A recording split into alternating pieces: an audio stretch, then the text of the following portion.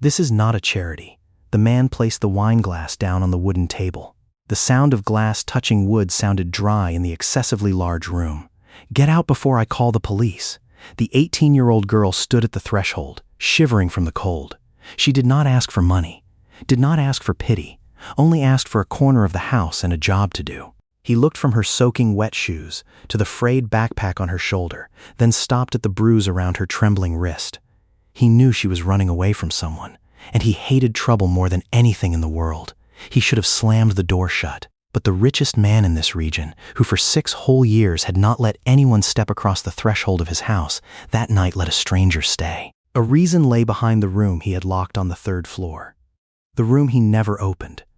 This is a story about 2 people who seemed to have nothing left to give, yet gave each other exactly what each was missing. If you believe that a small act of kindness can also relight the light in the darkest house, please hit like, subscribe, and turn on the notification bell to follow the full story with us. Because what happened in that house, from that snowy night, was something neither of them expected. And it all started from that very night, when the snow had been falling all afternoon. By the time night fell, the road leading into the Hale mansion was only a dim white strip under the yellow light casting out from the stone pillars on both sides. The outdoor temperature dropped to -6 degrees. The wind blew sideways, sweeping layers of powdery snow slapping into one's face like needle pricks. Naomi Bell had been walking for nearly 2 hours. She did not remember exactly when she turned onto this road. She only remembered that the outer gate was not locked, and inside there were lights. Lights meant there were people. People meant there was a shelter, and a shelter, tonight, was all she dared to beg for. She walked along the gravel path, now covered in snow, both hands tightly gripping the straps of the faded backpack. Inside, it was all her belongings. 2 shirts, a dry pair of socks, an old phone, and $41 folded into quarters, hidden in the lining. Arriving in front of the large wooden door, she stopped.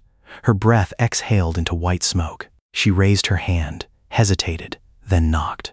3 sounds, just softly. For a long moment there was nothing. She knocked again, a bit harder, and this time the door opened. The man standing inside was tall and large, wearing an ash-gray sweater, holding a glass of red wine in his hand. His hair was streaked with silver. His face was not old, but there was something on it that made her think of rooms no one had stepped into for a long time. Cold, flat, closed off. He looked at her, not surprised, not angry, just looking. "I apologize for bothering you, sir," Naomi said quickly, her voice stumbling from the cold. "I have nowhere to go. It is too cold. I just need a place to take shelter tonight." The man took a sip of wine, his eyes still not leaving her over the rim of the glass. "How did you get in here?" "The outer gate was not locked, sir. I followed the path with the lights.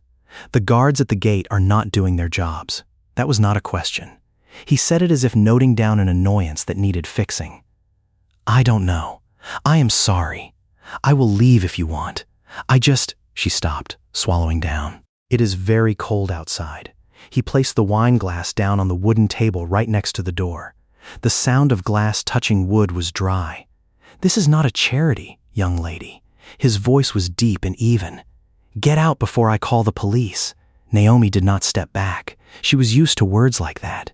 She had heard them from landlords, from restaurant managers, from the men standing behind reception desks looking at her like looking at a stain. She had learned that stepping back only made people close the door faster. "Please let me stay, sir," she said. "I will not disappoint you. I have tried already. The shelters I know are out of space. I do not need a bed. I can sleep on a chair too. I know how to cook, how to clean, how to wash dishes. I work very hard.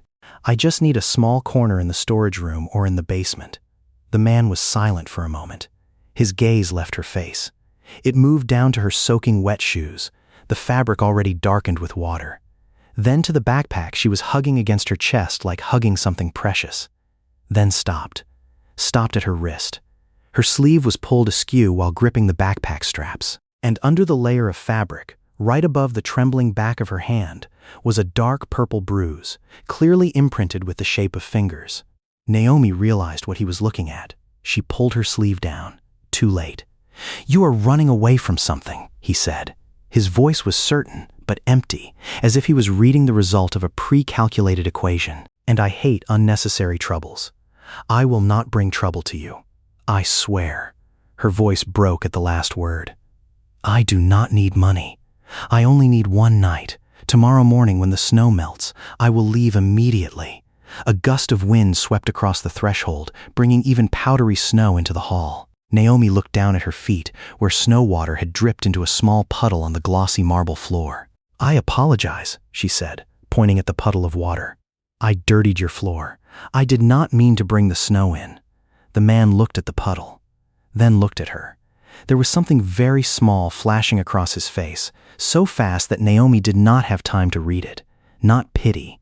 She was too used to pity to confuse it with anything else. This was something else. Something like when one hears a sound from a very long time ago, a sound thought to be forgotten, echoing back from the room at the end of the hallway. "What is your name?" he asked. "Naomi Bell, sir." "Where are your parents?" She hesitated. "My mother passed away, sir. The man at home is not my father. Not anymore." He was silent. Behind his back, deep inside the house, a grandfather clock struck one heavy sound, then died away. "If you are in danger," he said, "then call the police." Naomi pursed her lips. "The police do not always listen to girls like me on the first time, sir." That sentence hung suspended in the cold air between the two of them. She did not say it with a tone of resentment. She said it like stating a fact about the weather. The sky is cold, water is wet, and people do not believe girls like her. The man looked at her for another second. Then he reached his hand toward the telephone placed on the wooden table. Right at the moment his fingers were about to touch the phone, a voice spoke up from behind. "The girl is about to freeze to death, master. Hail." The man did not turn his head back. His hand stopped, hovering over the table surface. From the shadows near the buffet cabinet stepped out an elderly woman. She wore a dark blue sweater, holding a half-folded napkin in her hand. Her hair was almost entirely silver, tied neatly in a bun at the nape of her neck. She looked at Naomi with eyes that had seen too many things in life to still be startled by a soaking wet girl. "People have survived through nights worse than this, Ruth," the man said. "Yes," the woman replied, "but not everyone who survives remains human." The sentence made him silent. Naomi stood still between the two of them, not daring to breathe heavily. She had learned that when two adults talked about her in that tone, it was best to turn into something very small, very quiet, so the room would finish hurting her sooner. The man turned back to look at her, this time for longer. "Mester, hail," the woman named Ruth continued, her voice softening. "It is -6 degrees outside. I am not telling you what to do. I am only telling you the temperature." A very long moment passed. Then the man's voice rang out, cold and dry, from the direction of the dark staircase. "The servant's room is at the end of the first-floor hallway." Naomi stood stunned. "One night," he continued, not turning back, "you eat in the kitchen, sleep where Mrs. Ruth arranges, and tomorrow morning you leave. You must not wander around the house. Do not go upstairs. Do not touch anything that does not belong to you. Is that clear?" "Yes, sir." Her voice was almost soundless. "And do not confuse this with charity," Naomi nodded. She opened her mouth intending to thank him, but her throat choked up. For a few seconds she could not move. Then a warm, rare teardrop rolled down her freezing cold cheek. "Thank you, sir," she called after his shadow as he began to disappear into the hallway. "What should I call you?" He did not turn back. "Tomorrow morning, when the snow melts, you leave." Then he disappeared into the darkness at the end of the hallway. Ruth let out a breath and placed the napkin down. "Come here, child," she said. "Get away from the door before you freeze to death. This house does not bite." Naomi followed her down a long, stone-paved hallway. Both sides of the wall hung paintings in gold-plated frames, small lamps casting warm light onto the cream-colored wallpaper. To Naomi, this house was so large it was almost scary. Large and cold and strangely silent, as if it had been a very long time since any laughter had echoed within these walls. In the kitchen, Ruth scooped a bowl of soup from the pot on the stove and placed it down on the table. "Sit down. Eat slowly. You look like you haven't had a proper meal for a whole week." "I ate yesterday," Naomi said, sitting down on the chair. Ruth looked at her. Naomi lowered her eyes. "Half a pack of crackers. That is not called eating." The girl picked up the spoon, then stopped. She looked at the bowl of soup for a moment, as if calculating something in her head. "Can I save half for tomorrow?" she asked softly. If permitted, Ruth stopped her hands. She looked at the 18-year-old girl sitting huddled in the wet coat, asking to keep half a bowl of soup.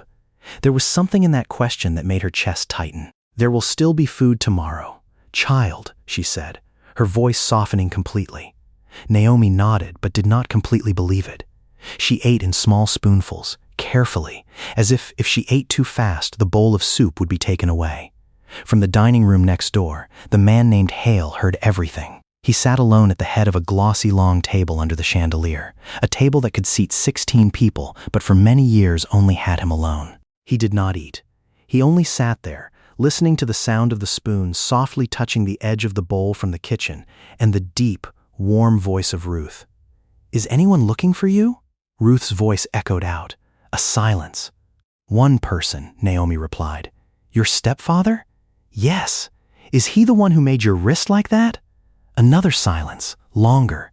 "I fell." Ruth did not answer immediately. When she spoke, her voice had no reproach at all. "Child, I have lived long enough not to argue with the first lie of a frightened girl." The sound of Naomi's spoon stopped. "I am sorry," she whispered. "You do not owe anyone an apology for surviving." The man in the dining room stood up. He walked toward his study. But as he passed by the kitchen door, he slowed down a beat. Just one beat. Then he continued walking. That night, after Ruth showed Naomi the small room at the end of the first-floor hallway, after she took an extra blanket from the closet and spread it on the bed, Naomi sat down on the edge of the bed and looked around. "This room is too good for me," she said. "It is only a bed," Ruth replied. "I can sleep on the floor too." "You will not sleep on the floor." Naomi placed the backpack next to the bed, one hand still resting lightly on the strap. She looked at Ruth. "Why are you so good to me?" The woman's face changed. "Because someone should have been good to you before you were forced to go beg a stranger." Naomi turned her face away, wiping her tears with the back of her hand. Ruth pretended not to see. "Go to sleep," she said. But before she reached the door, Naomi called after her. "Mrs. Ruth." "Yes." "Is Mr. Hale always that cold?" Ruth stopped at the threshold. She looked toward the end of the hallway, toward the rooms where an old pain was residing. "No, child, he is not cold. Cold things do not know how to hurt." She turned off the light. "That man has frozen solid around a wound that he has never let bleed." Naomi did not fully understand that sentence.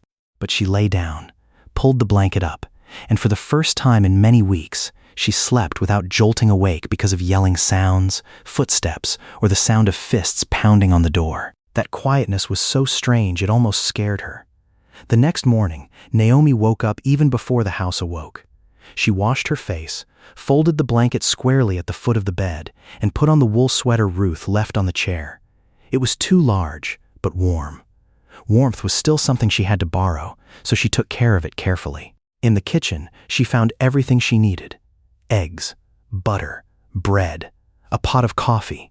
Ruth had said last night that she could use the kitchen if she cleaned up spotlessly afterward, and Naomi thought people work better after being fed. She always believed so. That was what her mother used to teach. She was placing the plate of eggs and toast down on the table when a silhouette appeared at the kitchen threshold.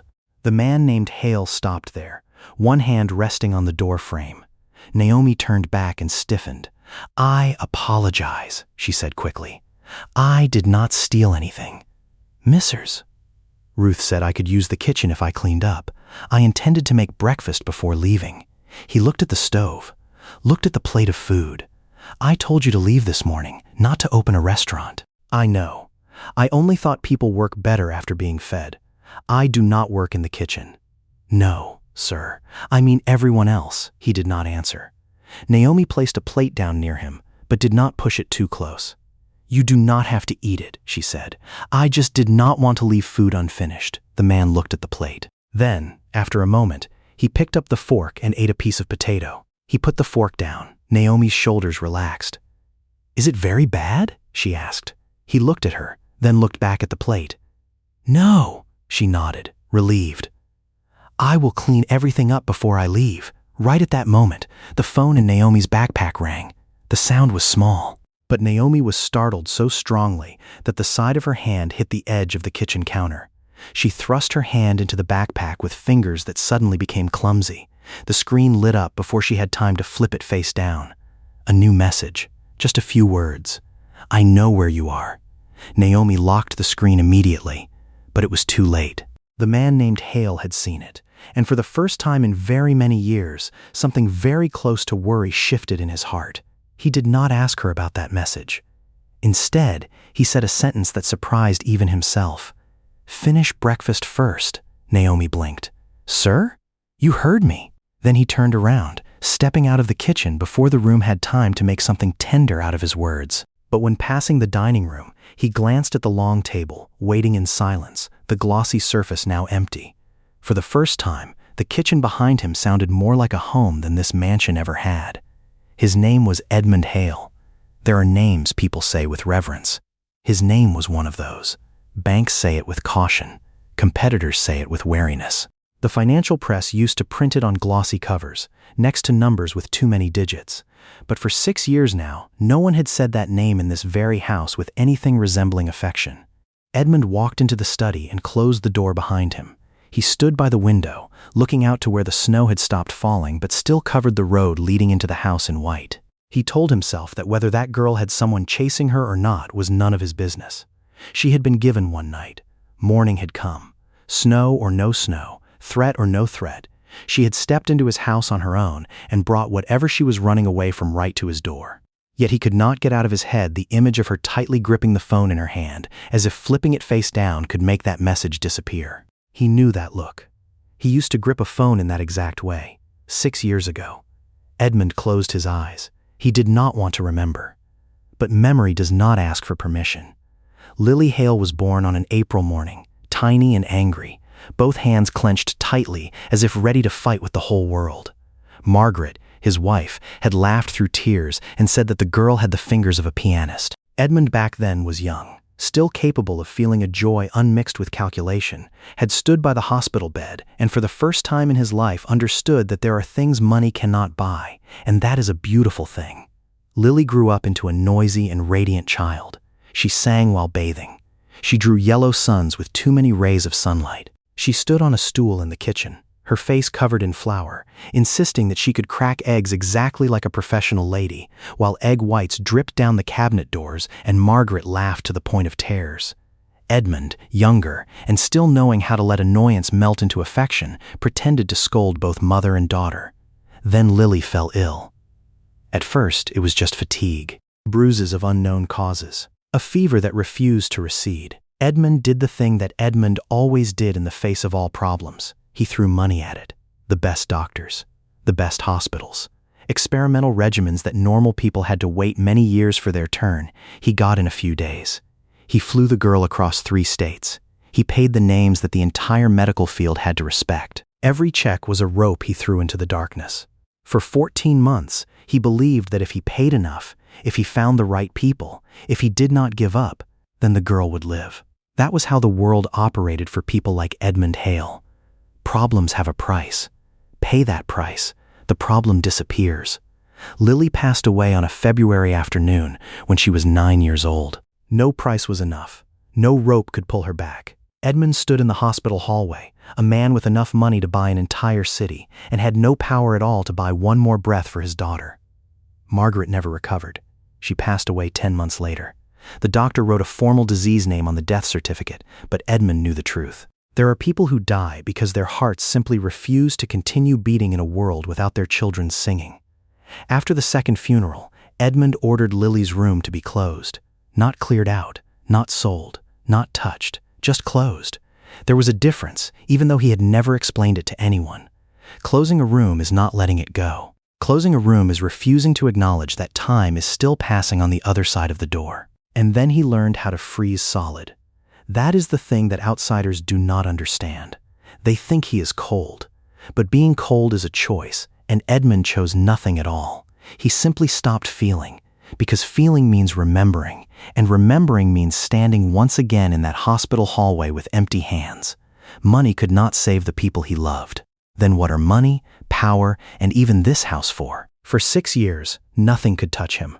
No profits, no praises, no pity, not even the expensive bouquets of flowers placed on the polished stone headstones on every death anniversary. A soft knock on the door pulled him back. "Come in," he said. Ruth walked in, carrying a cup of coffee. She placed it on his desk. "The girl is still in the kitchen," she said. "She has washed the same plate for the third time already. I think she is waiting to see if you kick her out before she has time to finish eating or not." Edmund did not turn back. "That message," he said. "You saw it?"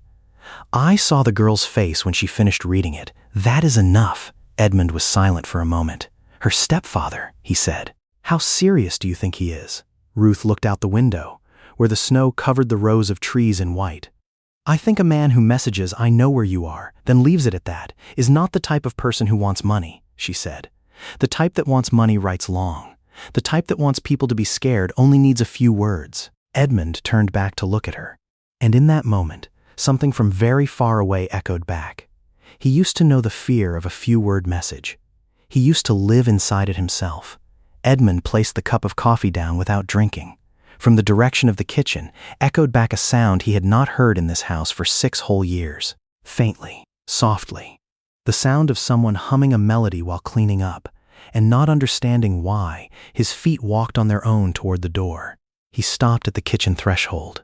Naomi stood by the sink, her back turned to him, both hands submerged in soapy water. She was humming very softly, a melody he did not recognize. Perhaps a hymn. Perhaps a song her mother used to sing. It rose and fell gently, filling the space without demanding anything. He should have continued walking. Instead, he stood there until the humming stopped, when she felt someone behind her and turned her head, her face flashing the panic of someone who had just been caught taking up too much space. "I apologize," she said immediately. "I will be quiet. I did not tell you to be quiet." She did not know what to do with that sentence, so she turned back to the plates. That day passed strangely.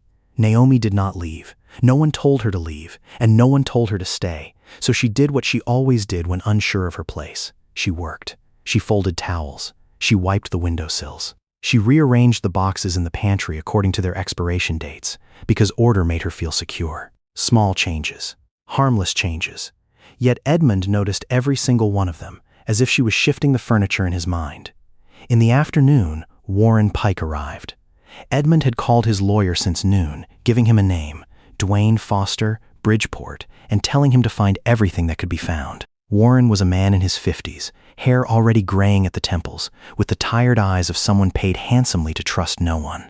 He walked in through the side door, shook the snow off his coat, then looked over Ruth's shoulder toward Naomi standing in the kitchen. "So this is the girl," Warren said. Naomi stood up straight. "Naomi Bell, sir, Warren Pike." He took off his gloves. "You understand why I am here, right?" Edmund walked in from the hallway. "Because I called you." Warren turned back. "You called me and gave me the name of a man with a criminal record, a young girl in your kitchen, and not a single explanation strong enough to stand in court. I do not need a lecture. You never do. That is the reason you always need them." Warren opened his leather briefcase and took out a few pieces of paper. Dwayne Foster, Bridgeport. Called in twice for domestic disturbance, but both were dismissed. An assault charge reduced to disorderly conduct, unpaid gambling debts, a recent complaint from his landlord, and a few small lawsuits related to unpaid loans. Nothing clean enough to bury him, but enough to know he is not a worried father. "He is not my father," Naomi said softly. Warren turned to her. "Does he have any legal custody over you?" "No, sir. I am 18. Do you have identification documents?"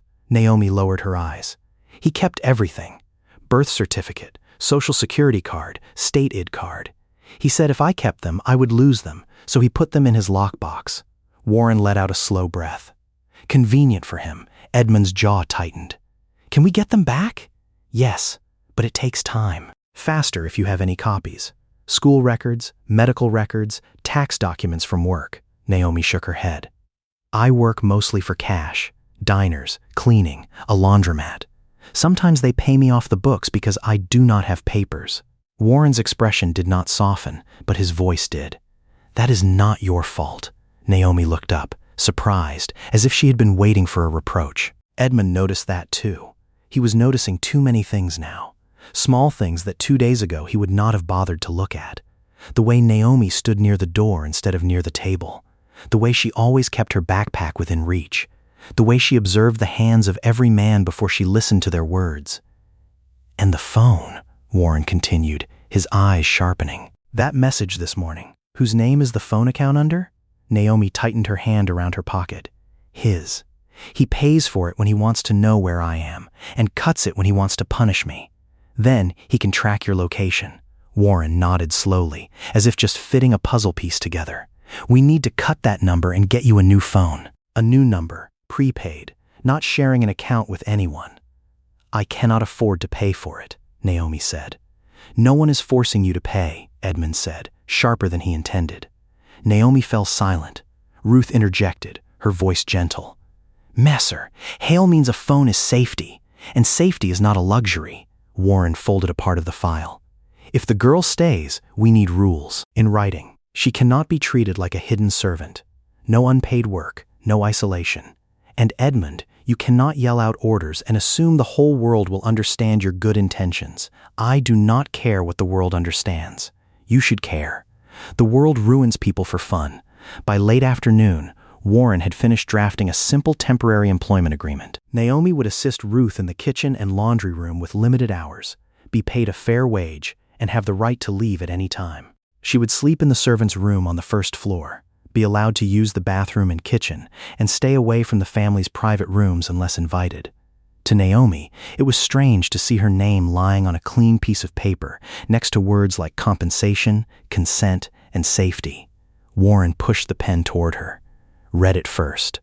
I am not good with legal words. I will explain any word you want, but you read before you sign. Always. She signed slowly, each letter carefully. Ruth signed as the supervisor.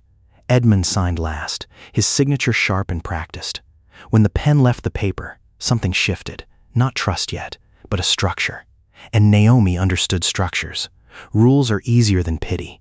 Pity can be withdrawn. Rules are written on paper.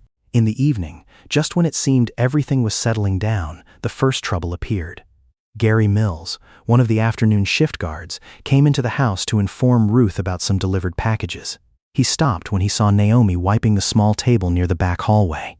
You are still here? He asked. Naomi stood up straight. Yes, sir. Gary looked at Ruth. I thought she left this morning. Ruth's voice turned cold. Plans changed. Gary's eyes swept over Naomi's borrowed sweater, clean socks, the neatly folded stack of towels in her hands. Hope Mr. Hale knows what he is doing, he said. People see a girl like that around here. People start asking questions. Naomi's face remained motionless. Ruth stepped forward. A girl like what? Gary? He shrugged. You know what I mean. No, Ruth said. I want you to say it straight out. Gary shifted his feet, realizing too late that Edmund had stepped in behind him. Edmund's voice rang out from the hallway. I want to hear it too. Gary turned around. Mr. Hale, I did not mean anything. That sentence usually means a man intentionally says exactly what he thinks, but lacks the courage to defend it. Gary's face flushed red. I only said we should be careful with strangers. Edmund looked at Naomi. She stood very still, the stack of towels pressed against her chest. Now he recognized that immobility. It was not calmness. It was a person making themselves small, so the room would finish hurting them sooner. Missers. Calloway will decide where Miss Bell works in this house, Edmund said. Your responsibility is the gate. Try to do it well. Gary's jaw tightened. Yes, sir, he left. But Naomi had seen his expression. She had seen that look before. Not anger. Worse than that. It was the expression of a man who had just decided that he was insulted because he was corrected in front of others. She lowered her eyes. I apologize. Edmund looked at her. For what? I do not know either, she said, then let out a tired laugh. Just a habit. That night, Naomi did not sleep immediately. She lay in the dark, one hand resting on the backpack strap, listening to the house breathe. Tomorrow morning, Mr. Hale might change his mind. Tomorrow morning, the lawyer might say there is too much risk. Tomorrow morning, all these kind words might be taken back, as they always had been taken back. She had learned that very early on. At first, people said, stay as long as you want. Then one day they started sighing every time she entered the room. They said family. but they reminded her of what they had spent money to buy. They said they wanted to help, but they meant they wanted her to be grateful and silent. And then the wind shifted direction. It always shifted direction. 2 rooms away, on the 3rd floor, Edmund stood in front of a locked door at the end of the hallway. He placed his hand on the doorknob. Below, faintly, he heard Ruth and Naomi talking in the kitchen. Their voices deep, normal, alive. 2 people alive, awake, talking to each other in this house. He did not turn the doorknob. He stood there for a long time, his hand still placed on the cold metal, between him and the room he had not stepped into for many months. He did not turn it. Not that night. But the next morning, the wind shifted direction in a way no one anticipated, and this time that locked room itself opened its door. It was a very windy morning. The east winds lashed against the east face of the house hard enough to make the old windows groan. Naomi heard it first while folding towels near the laundry room. A sharp, hollow banging sound echoing down from somewhere above. Then rang out again, uneven, skipping a beat. She stopped her hands with the towel still held half folded. Ruth was in the pantry. Edmund was in the study, the door ajar. The other servants kept to their familiar paths, trained not to disturb the rooms that had been left behind for many years. The banging sound rang out again, this time accompanied by a thin, hissing sound of cold air slipping through an open window crack. Something is about to break, she thought. She stood at the foot of the stairs, torn between obedience and usefulness. Her whole life, doing nothing was always a dangerous thing. If Dwayne came home and saw a leaking pipe, a burnt pot, a wide-open door, then whether Naomi caused it or not did not matter. She still got blamed for not fixing it. She stepped up. The 3rd floor was colder than the rest of the house. The hallway carried a faint smell of cedar wood, dust, and closed doors. Naomi walked slowly, listening. The noise came from the room at the end of the hallway. Its door was not completely closed. A pale band of winter light stretched across the carpet. She whispered to herself, "Just a window. Close it, then leave." She pushed the door. The room inside made her stop short. It was a child's room, but not the type a child had just left yesterday. Everything was kept too carefully. A small white bed with a flatly folded quilt, shelves of picture books, a dollhouse next to the window, a framed drawing, a yellow sun with too many rays of sunlight, 2 stick figures, and a tall man with square shoulders. On the cabinet surface sat a photograph of a little girl missing 2 front teeth, smiling as if the world had not yet had time to teach her that it could be cruel. The window above the study desk had been blown wide open by the wind. Snow had begun to gather on the sill, wetting a row of children's books. Naomi hurriedly crossed the room and pulled the window down. It got stuck halfway. She pushed harder, one hand resting on the desk surface. A small music box wobbled near her elbow. She grabbed it before it fell. The box's lid popped open. A fragile melody rang out. Naomi stood stunned. The melody was light and old, the kind of song a mother would wind up before bedtime. She hurriedly closed the box's lid, but the first notes had already managed to slip out into the hallway. "What are you doing in here?" Edmund's voice slammed into the room like a hard slamming door. Naomi spun around. He stood at the threshold, one hand gripping the door frame, his face completely drained of the little bit of life that the past 2 days had placed on it. His eyes went from the window to the music box in her hand.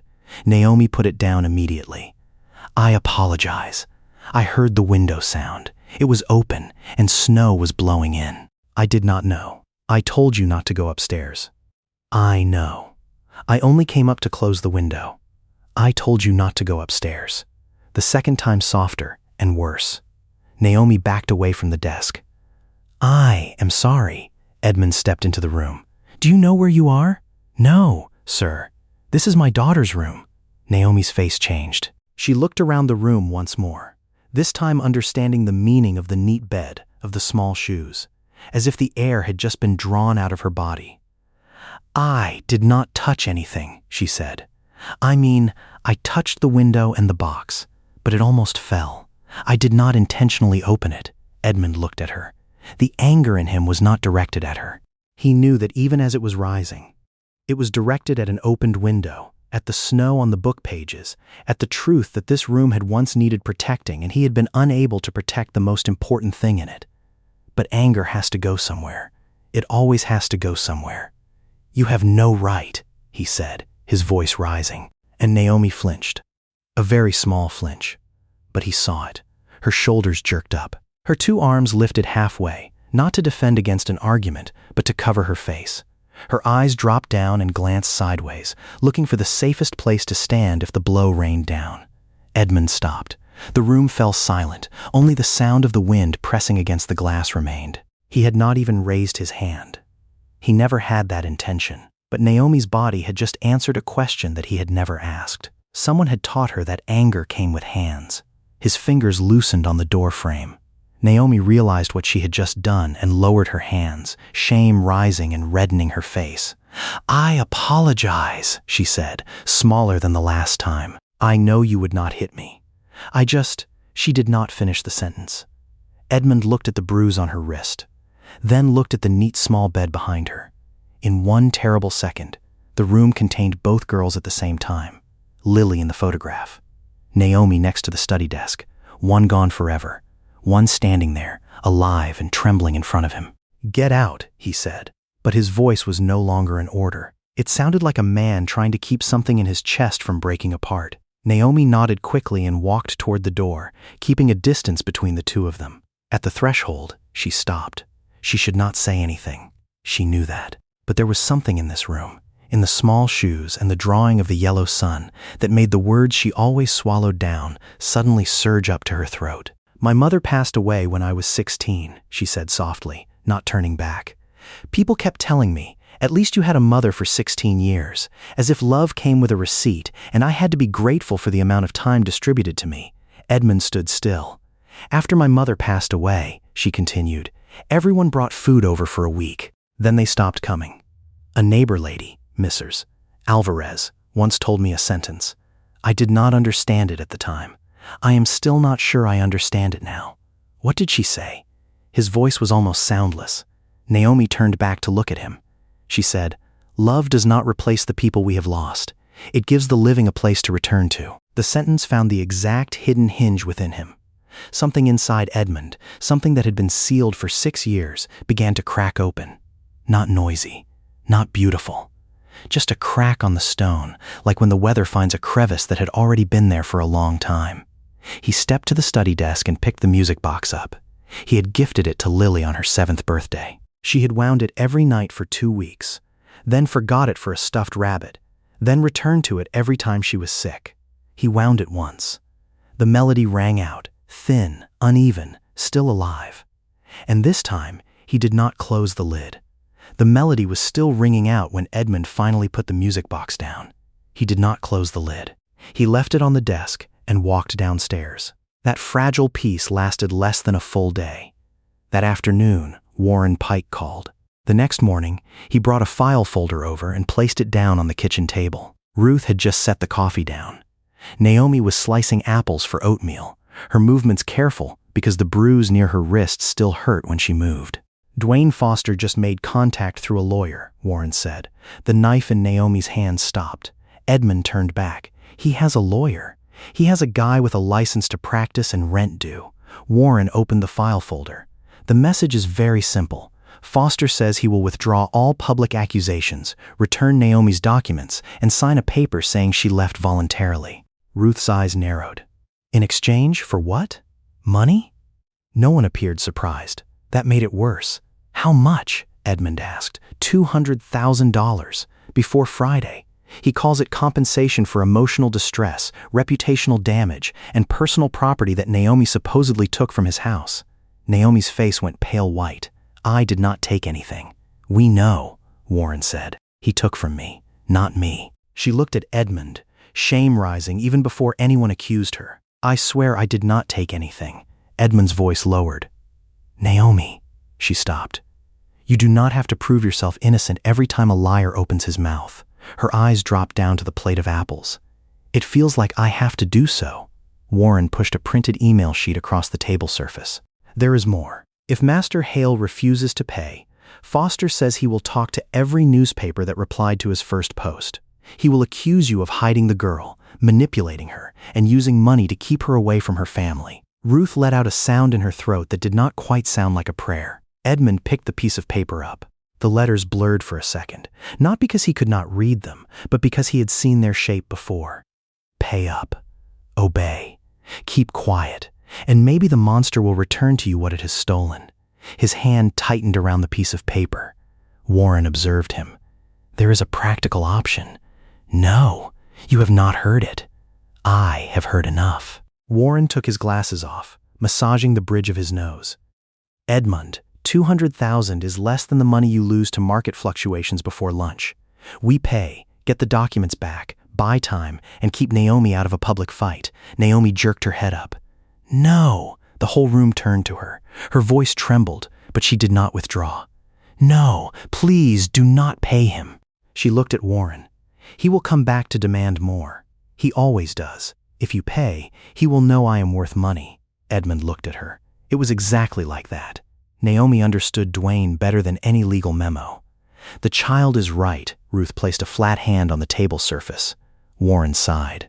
Morally right. Strategically not always so. Edmund put the piece of paper down. And then he said a thing he had never said in words to anyone for 6 years. Last time, he said, his voice very soft, I paid every price people demanded. The kitchen fell silent. When Lily was sick, I paid for everything. Every doctor, every hospital, every option that money could reach. I told myself that if I paid enough, if I found the right people, then the girl would live. He looked out the window, where the snow had begun to melt along the edge of the driveway. And she still died. Warren opened his mouth, then closed it. My whole life, people taught me that every problem has a price. Pay that price, the problem disappears. Edmund turned back to look at them. That is a lie. There are things money cannot solve. It only exposes what some people have chosen to become. He looked straight at Warren. I will not buy kindness from a monster. Last time I paid, and I still lost everything. Naomi's eyes welled with tears. She turned back to the plate of apples to hide it, but the knife in her hand trembled. Edmund noticed. He stepped over and gently took the knife from her hand. Sit down. I am fine. You are trembling. I am angry. So am I. That sentence made her look at him. They did not pay. Warren drafted a full statement for the police. Extortion, threats, withheld documents, bruises. The file was submitted. A protection order was initiated, but Dwayne Foster was not the type of person to wait for paperwork. 2 days later, the wind rose again with snow, and the house had locked itself in its familiar silence. But that evening, the silence had something different. It had a listening in it. By 8 o'clock, the servants had thinned out. Ruth stayed in the kitchen finishing the pot of chicken soup that Naomi had started. Edmund was in the study. Warren had left after making one more call about Bridgeport. Gary Mills took the late shift at the outer gate post, a thing that Naomi did not like. She did not say that out loud, but every time his name rang out over the intercom, her shoulders tensed up again. A noise echoed from the back of the house. Ruth turned back. Probably just the wind, she said, even though she did not step toward it. Naomi wiped her hands. Let me check. Do not. Could be the greenhouse door. I saw it got stuck this morning. But Naomi had already stepped out into the hallway. She knew she should call someone. She knew. But the habit of fixing small problems before they turned into punishments was older than caution. She walked past the pantry, crossed the back hallway, and reached the glass walkway leading out to the greenhouse. The lights flickered once. Outside the glass layer, snow blew sideways. The greenhouse was dimly dark behind the walkway, full of shadows of winter plants and stacked clay pots. Naomi heard the sound of the door banging against the frame. She exhaled. Just the door. She stepped across the threshold, pulling her coat tighter. The greenhouse smelled strongly of damp soil and rosemary. She had just reached her hand toward the banging door when a hand covered her mouth tightly. Naomi's body froze stiff even before her mind had time to understand. An arm locked around her body and jerked her backward. Do not scream, Dwayne hissed into her ear. You scream! I swear I will make this worse. Naomi scratched at his wrist. You think you are so smart, huh? He whispered. Hiding up here with the rich folks, cooking breakfast as if you belong in this place. She tried to stomp on his foot. He pushed her into the planting table. Several clay pots bumped into each other. One fell down and shattered on the tile floor. In the kitchen, Ruth heard it. This time she did not call it the wind. Edmund! She screamed. In the study! Edmund looked up from a page he had not been reading at all. A second shattering sound echoed out from the back of the house, followed by a sound that was not loud, not even a full scream, but it pierced straight through him. Naomi. He had walked away even before he had time to think. In the greenhouse, Dwayne grabbed Naomi's coat with one hand. "You listen to me. You are going outside with me right now. You tell them you lied. You tell them you were confused. You tell them you took my stuff, then got scared." Naomi shook her head, tears streaming down. "No." Edmund reached the threshold and stopped dead. For a second, he was no longer in the greenhouse. He was at a hospital 6 years ago, standing with enough money to buy an entire city and having no power at all to exchange for one more breath for his daughter. He saw his own 2 empty hands. He felt that old numbness, the feeling of standing in front of a terrible thing and being unable to move. His body locked stiff. Dwayne saw him and smirked. "There he is, the rich gentleman." Naomi turned her head, one side of her cheek flushed red where he had pinned her down. "Muster, Hale." Hale. The way she called his name pierced through the old room in his mind. Dwayne jerked her closer. "Calm down now. I am only taking my daughter home." Something inside Edmund, something that had been sealed for 6 years, shattered open. "Let go of my daughter." Those words hit the glass walls and bounced back toward him. Dwayne froze. Naomi froze. Ruth stopped at the threshold with the phone pressed to her ear. Edmund had not calculated those words beforehand. He had not had time to understand he felt it until it was already out there, standing between Naomi and the man who wanted to drag her back to fear. Dwayne recovered first. "Your daughter," he sneered. "You hear that, Naomi? The rich old man feeds you 2 meals. Now you are adopted." Edmund stepped closer. "Stay away from the girl." Right at that moment, through the snow-covered glass layer, red and blue lights began to flash outside in the yard. Ruth had called the police and the security post at the same time, her voice calm only because the anger was holding it steady. 2 guards ran across the snow toward the greenhouse. Dwayne cursed and pushed Naomi toward the long bench nearby, then dashed toward the far door. Naomi stumbled, hitting the table surface. Edmund reached her before he reached Dwayne. He supported her shoulders, not squeezing, only keeping her standing steady. She trembled so much that he felt it through the coat layer. Outside, a guard slipped on the freezing tile floor. The other chased after Dwayne through the rows of trees. For a few seconds, the greenhouse only had the sound of the wind, the sound of Ruth reading the address to the operator, and the sound of Naomi trying not to cry too loudly. Edmund looked down. His hands were trembling. "I apologize," Naomi whispered. "For what?" His own voice sounded strange to him. "I should not have come out here." He looked at the red mark on her cheek, the bruise on her wrist, her eyes waiting for anger, because anger was the thing that pain had taught her to wait for. "I failed to save them," he said, so softly that Ruth almost did not hear it. Naomi did not ask who they were. Edmund looked toward the open greenhouse door, where Dwayne had fled, then looked back at the girl standing in front of him. "But I am here." The police lights swept across the glass layer, red and blue, like a warning that arrived late but had arrived nonetheless. Naomi's knees gave out. Edmund reached a hand out, carefully, to let her have the right to choose. She turned her head back to look at him.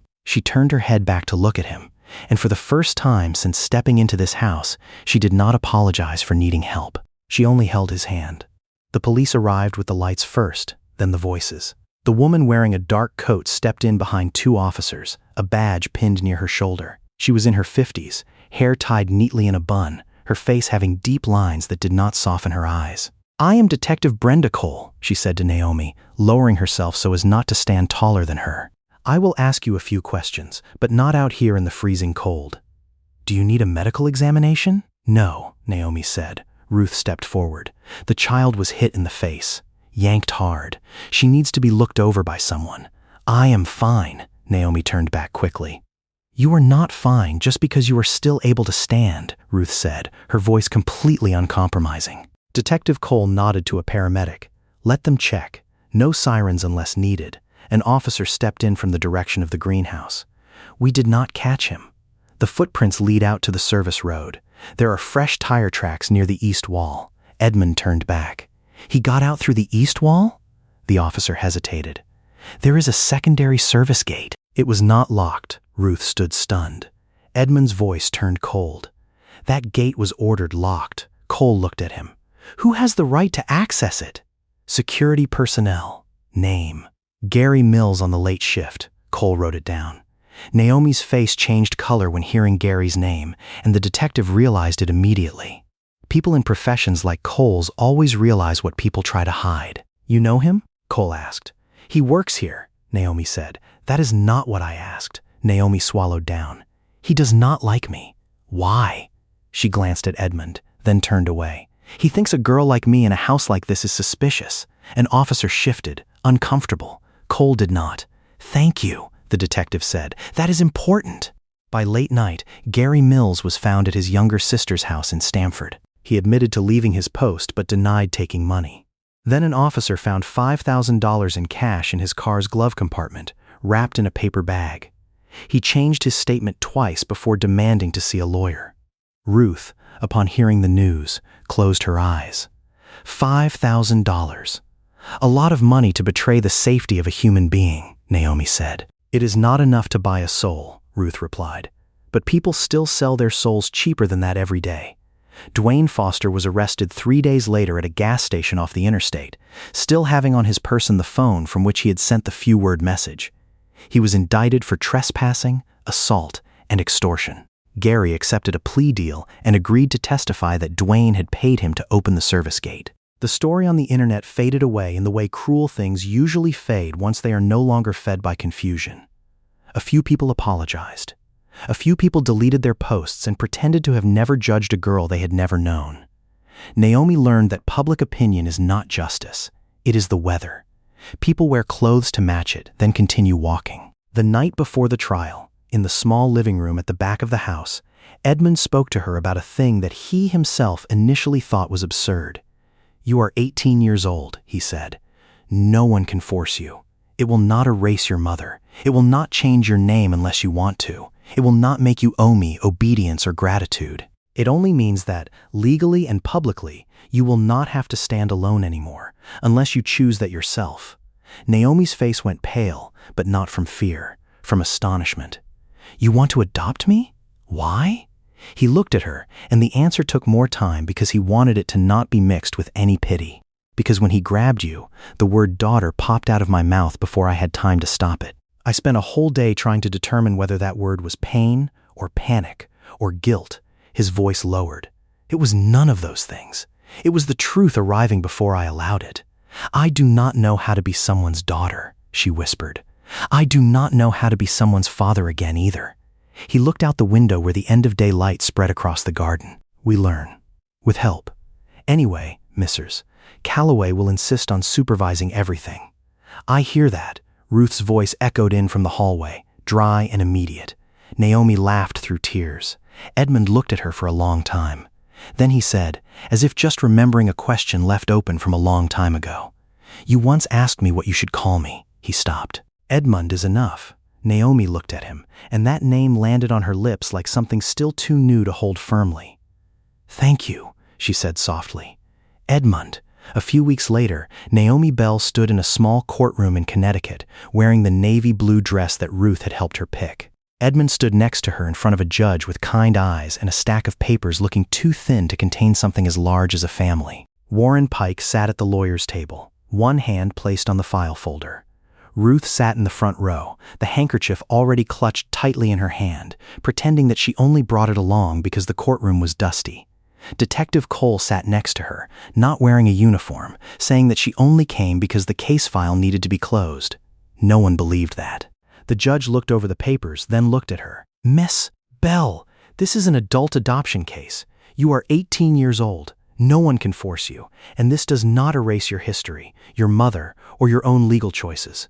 Do you understand? Naomi nodded, then remembered she had to speak. Yes, Your Honor. And this is what you desire? Naomi looked at Edmund. He did not smile. He did not push. He only stood next to her, both hands placed on the head of his cane, his face steady, his tired eyes opened in the way they had not been when she first stepped into his house. She turned back to the judge. Yes, Your Honor. It means I do not have to survive on my own by myself anymore. Behind her, Ruth let out a small sound and pressed the handkerchief to her mouth. The judge signed the order. The sound of the pen moving on the paper was very soft, But Naomi felt it like a door opening. A teardrop fell from Edmund's eye before he had time to stop it. She saw it, and she did not turn away. "You can keep your name if you want," the judge said. Naomi had thought about that for many nights. Bell was her mother's last name. It carried illnesses, rent bills, bowls of soup diluted with water, the hands braiding her hair before school time, and a voice that once told her that a hot meal could keep a soul from shattering. Hale was not to replace that. It was a shelter she had chosen. "I want to be Naomi Bell Hale," she said. Edmund closed his eyes for a moment. 1 year later, the Hale mansion no longer looked like a house holding its breath. The curtains were pulled open every morning. The kitchen smelled of coffee, butter, cinnamon, onions, or whatever Naomi was experimenting with for culinary school. Sometimes Ruth hummed while folding towels and blamed it on the dryer. Lily's room changed the least and the most. The bed was still there. The books were still there. The small shoes still lay next to the chair. But now on the cabinet surface there were fresh flowers, changed every Friday by Naomi. Not to cover up the pain, but to be alongside it. The music box sat on the desk, the lid still open. 6 months after completing the adoption procedure, Edmund founded Lily Hale House, a network of funds and shelters for young girls leaving abusive homes. Ruth sat on the board because she said the rich needed to be supervised. Warren handled the legal part. Detective Cole trained volunteers on what not to say to someone who had just escaped. Naomi designed the soup kitchen program. Her first rule was very simple. Whoever arrived hungry got to eat before doing paperwork. And no one had to ask for permission to save a portion for tomorrow. Here, tomorrow always has food. On one evening, Naomi brought a small wooden sign out to the front iron gate. She had ordered it made with money from her first paid internship at a local bakery. She did not let Edmund reimburse her. They hung it up together, where anyone leaving this compound could see it. "No one who comes here in the freezing cold will be turned away." Naomi stepped back, crossing her arms against the early winter cold. "I once asked you to let me stay," she said. "I promised I would not disappoint you, and you let me stay." Edmund looked at the sign, then looked at the warm windows behind their backs. "No," he replied. "You are the one who let me return." Naomi leaned her head lightly on his shoulder. He did not stiffen. He did not step away. After a moment, he raised an arm and held her there. That night, for the first time since she ran away from Dwayne Foster, Naomi slept without resting her hand on the strap of the backpack. The backpack lay in the closet, having been unpacked a long time ago, in a room that was now her own. Outside the gate, the snow began to fall again, lightly covering the new wooden sign. And the light at the Hale house's gate was still bright, casting a warm yellow halo onto the white road, enough so that anyone passing by in the night, freezing cold and terrified, could also see it from very far away. Many years later, people still retell the story about the house with the light that never turns off at the gate. There are girls who once knocked on that door in the middle of the night, soaking wet and terrified, who now have their own kitchens, have their own children, and every winter still leave a bright light on the porch for anyone who needs it.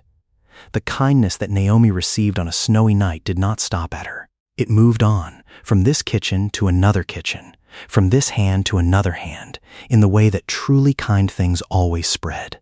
Edmund Hale had money, had power, had a mansion so large that it once turned into a tomb. But it was not until a girl with nothing but courage and a bowl of soup asked to be saved for tomorrow stepped across the threshold that he realized the thing he had lost was not family, but rather the ability to let someone step in. Money can build the highest walls, but it is kindness that turns a house into a home. And sometimes, the person who comes knocking to ask for help is the very person who saves us. If this story touched you, please leave a comment to let us know where you are watching from and who this story reminds you of. Please hit like, subscribe, and share so the light at that house's gate can be lit in many more homes.